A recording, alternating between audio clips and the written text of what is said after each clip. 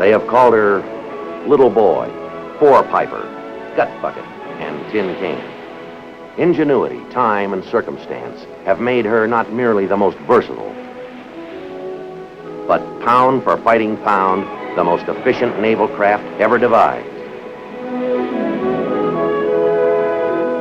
She's the American destroyer, Greyhound of the sea.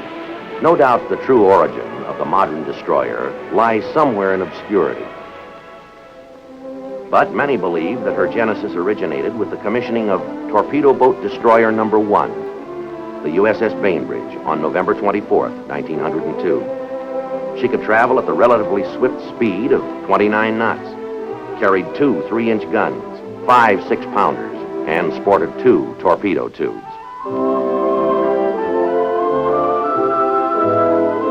And her first mission in life was to combat the torpedo boat, a deadly weapon that had grown to prominence following the Civil War and the invention of the Whitehead self-propelled torpedo in 1866. Since the torpedo boat was a cheaply constructed, yet highly responsive vessel, many Navy men believed that squadrons of her kind might one day be able to neutralize a Navy with much heavier ships. Any counter-weapon against her needed to possess speed, maneuverability, and gutty staying power. These attributes have become the trademark of all of the lean gray ships that followed the Bainbridge down the waves, a trademark that would earn them the title Destroyer. During the years prior to 1917, various improvements, including increased stability and the change from reciprocating engines to steam turbines, made little difference in the destroyer's essential mission. But as the guns of the Great War echoed across the Atlantic, the little boys suddenly found themselves important adjuncts to the scouting and screening line of the fleet.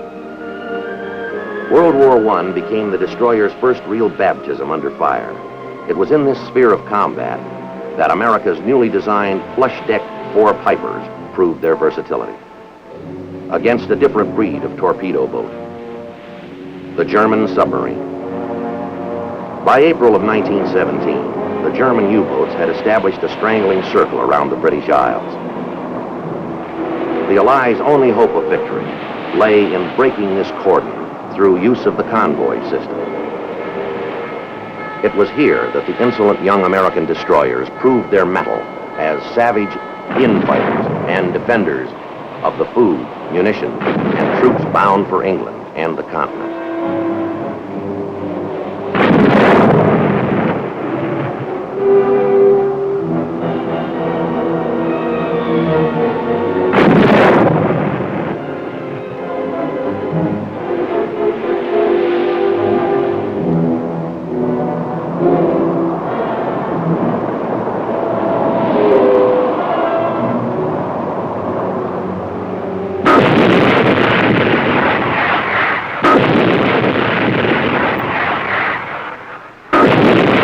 This was the first test. It was a severe one. But the tin cans came through. They proved themselves not only adept at convoy escort and defense, but as fledgling hunter-killers during the early trial and error years of anti-submarine warfare.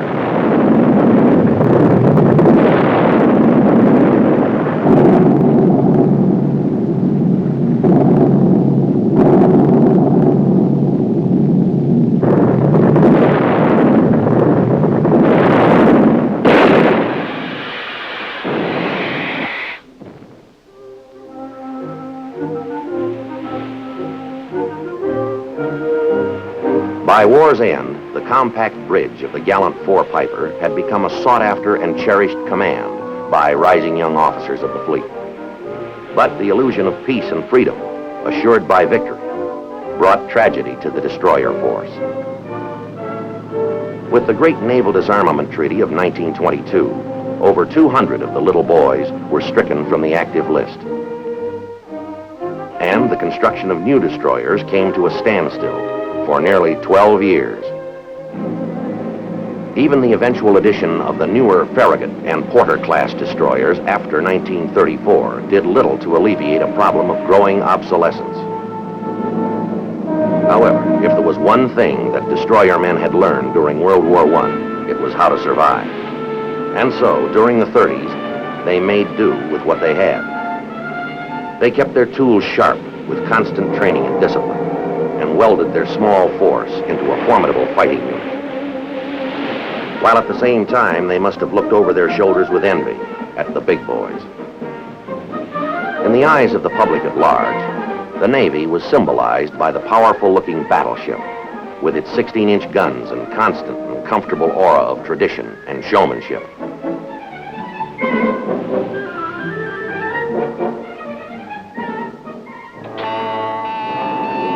By 1939, it was time for many Americans to visit the New York World's Fair.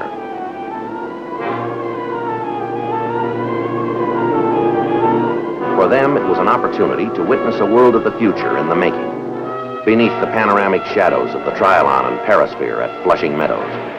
Few thought or worried about a different drama that was beginning to unfold out in the Atlantic.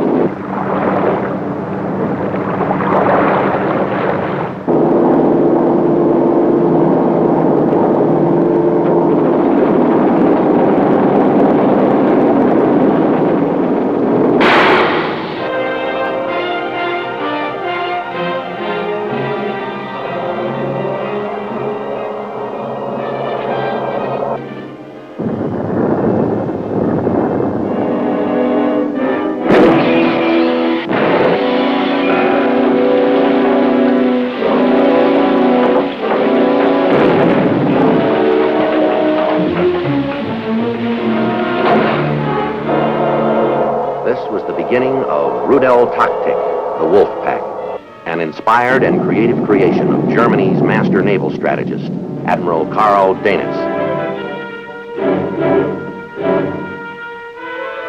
Its assigned mission was quite simple. For the second time in less than 30 years, the German submarine would attempt to sever Britain's lifeline to the rest of the world.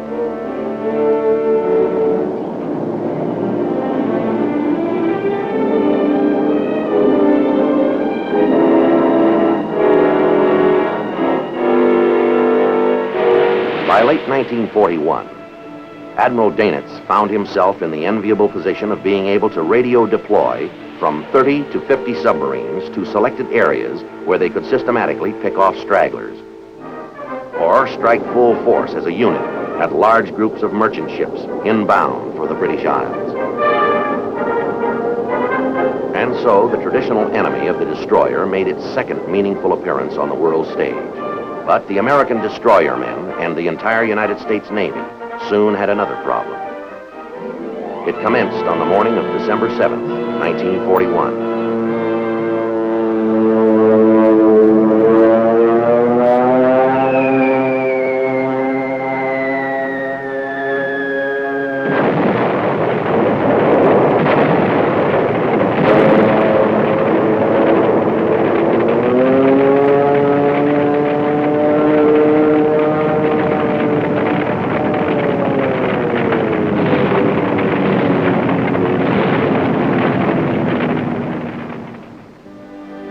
The big boys were gone. It would take months, even years, before the full effect of their 16-inch guns would be felt again. A handful of cruisers, 4 aircraft carriers, and the destroyer fleet would be called upon to hold the Pacific battle line throughout 1942. In a sense, when the American battleships were bombed at Pearl Harbor, they and all of their counterparts throughout the navies of the world had become the permanent victims of air power. And so, in the years that followed, the men of the destroyer force took on new obligations and became more indispensable to another breed of men.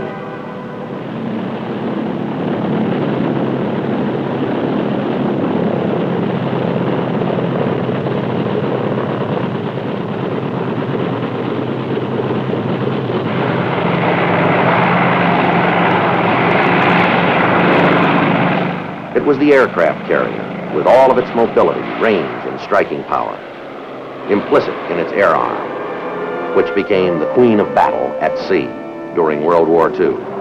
And she drew the destroyers to her out of experience and necessity.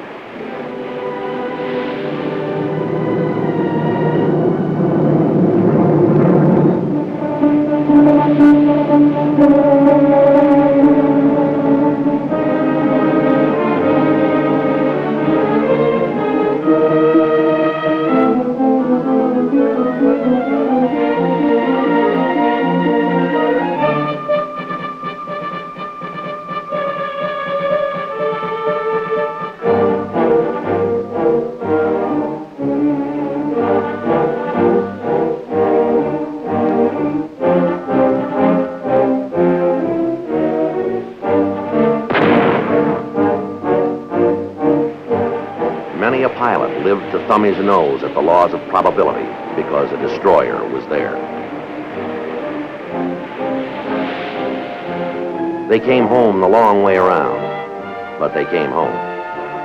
From Guadalcanal to Bougainville to New Guinea, Peleliu, Guam, Iwo Jima, and Okinawa. The destroyer became a familiar sight, moving in with each invasion force. This was the kind of alley fighting they'd come to expect. Nobody had a rule book, because unlike Europe, there was no single defensive crust that could be penetrated to the enemy's heart. Instead, the Pacific offered only another island or another perimeter to be taken. And so, to aid invasion troops, the destroyer became a mobile gun platform, moving from beach to beach to take on assigned targets at point-blank range.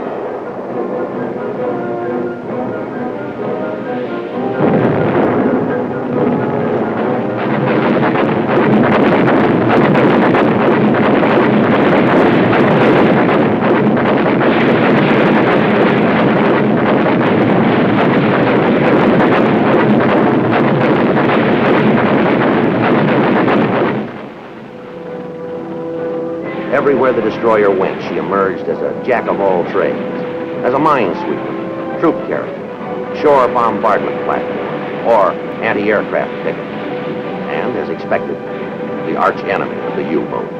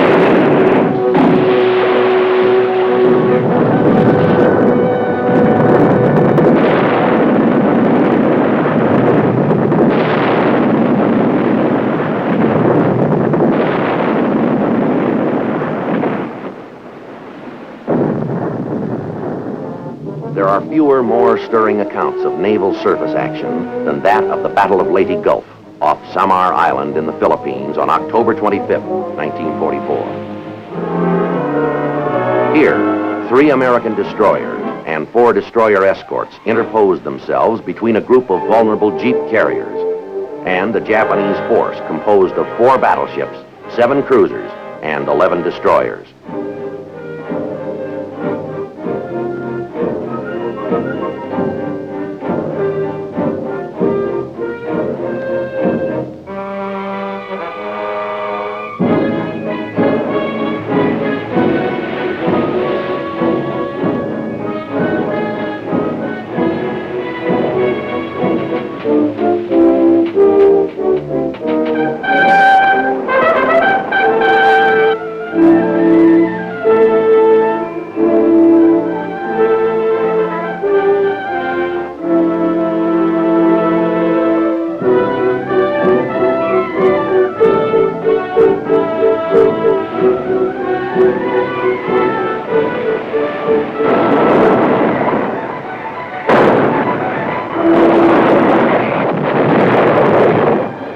destroyers closed the range to within 7,000 yards, and during 2 hours of fire, fury, and pounding, torturous action, they threw everything they had into the battle.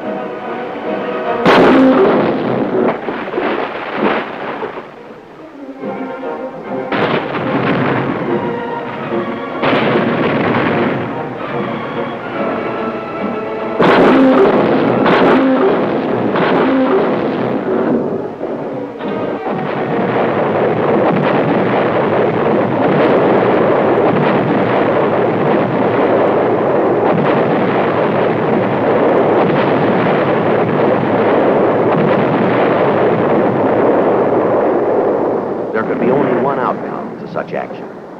5 American destroyers were mortally wounded. The Japanese, with only one cruiser badly damaged, mysteriously turned and ran. They thought they had encountered a much larger force, composed of cruisers and their escorts. From that moment on, the once magnificent Japanese Imperial fleet began to slip out of focus into history. Destroyer men saw them first at Leyte Gulf, and then at Lingayen. But at Okinawa, they descended like locusts. The Japanese called them kamikaze, the divine wind.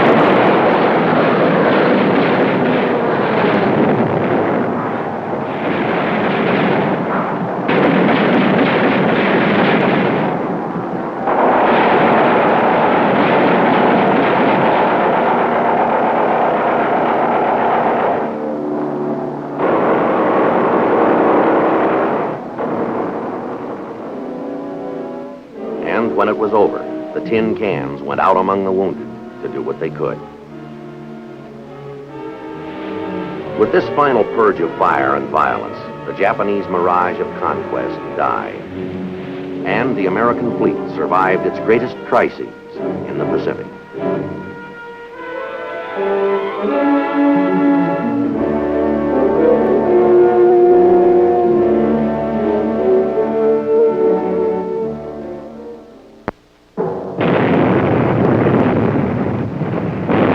The very weapon that would speed World War II to its close would also provide the seed for a military controversy in the years to follow. Why keep a large standing fleet capable of fighting only a conventional war? And so history repeated itself as hundreds of destroyers joined the mothball fleet and seemingly lay forgotten in the Navy's storehouse. Then, on the morning of June 25th, 1950, North Korean troops crossed the 38th parallel and invaded the Republic of South Korea. The destroyer USS De Haven and her sister ship Mansfield were dispatched immediately from the 7th Fleet and took up station during the mass evacuation of refugees from Incheon and Wonsan. This was the nuclear age, yet among the first tools of warfare summoned during the Marine landings at Incheon was the versatile but conventional destroyer. For some, it must have been an old, familiar sight. Since the Korean War, the United States Navy has been present wherever the consistent pattern of Cold War nibbling tactics have emerged. Destroyer men have stood guard for the free world at Lebanon, Formosa, Cuba, and in South Vietnam. They've represented their country as ambassadors of freedom in every corner of the world.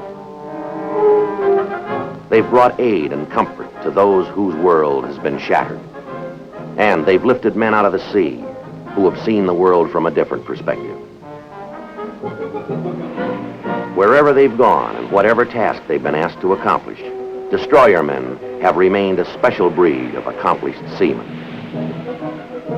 For no ship on the oceans of the world demands as much of her crew as the destroyer.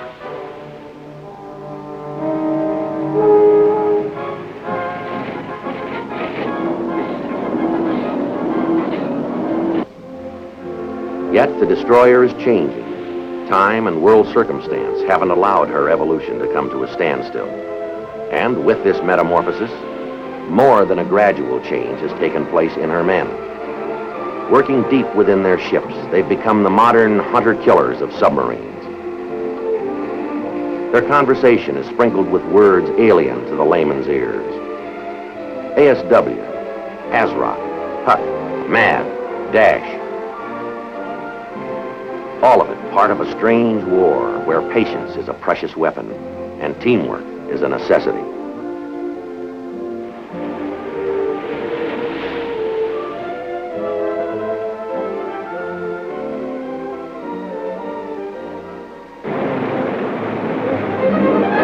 This is a Huck group, the hunter-killer force, born of trial and experience in World War II's Battle of the Atlantic. Normally, it's composed of an aircraft carrier with helicopters, tracker and search planes, and a squadron of 8 to 10 destroyers supported by land-based aircraft.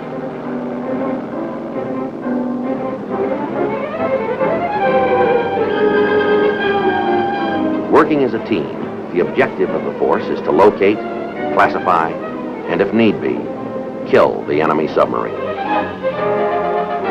At best, their cooperation is mated to a set of technological and tactical problems that are almost overwhelming in scope.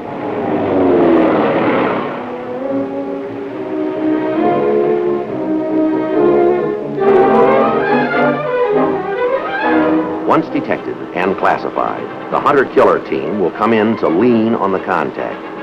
Destroyers will surround him and, if need be, sit on him for days until he surfaces. If the submarine is American, the issue is over. If it's not, there are problems. But the destroyer dare not charge into an area where a patrol plane has made contact. At that moment, the sub may escape. It must stay out until conditions warrant its entry.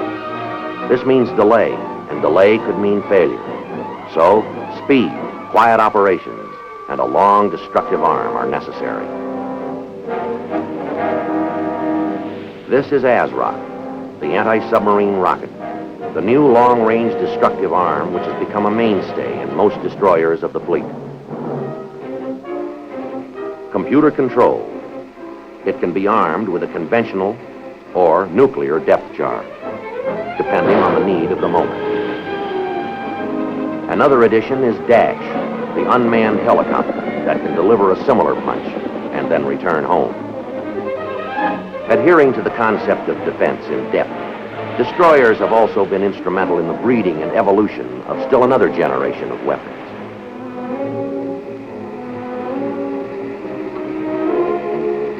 The surface-to-air guided missile.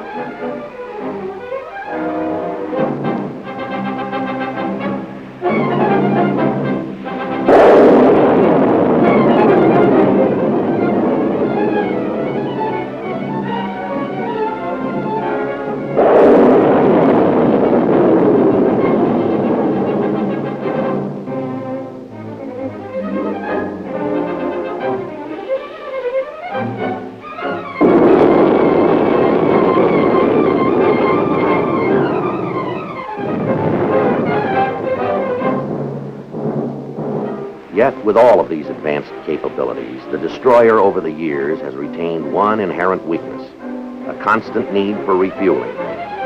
Pulling her away from selected launching points or critical areas of open sea where she might be needed at any moment.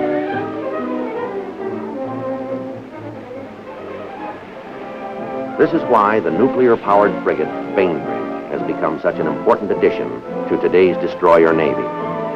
Ships like her, with vast cruising ranges, are free to exploit the full gamut of naval capabilities with every patrol at sea. They represent a great investment of men and material, an investment that could only be made by a strong and dedicated power for peace, the United States Navy.